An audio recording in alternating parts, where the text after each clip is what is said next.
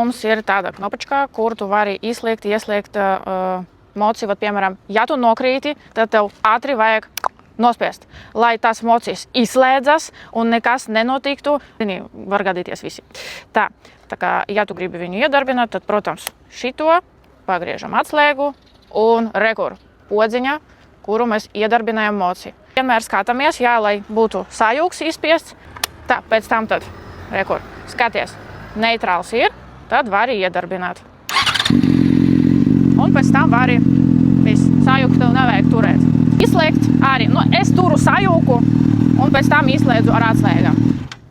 Jā, tā kā vienmēr, lai būtu droši, ka tur točna neitrāls, tā kā skaties uz paneli un vienmēr izspiež to sajūgu. Tā, šeit mums ir pagriezieni, pa kreisi, pa labi, un, protams, ka viņu vajag izslēgt pēc tam. Ja? Viņš nav tā kā mašīnam, pats izslēdzas. Ne, vajag izslēgt to obligāti, tā kā ja tu pagriež pa kreisi, pagriezies un pēc tam atkal nospiež un izslēdz to. Jā, mums iet signālka, ja kāds traucē tev, tu vari pasignalizēt viņam. Tā, šitais avarija, kas mums iet, tālās gaismas un tuvās gaismas.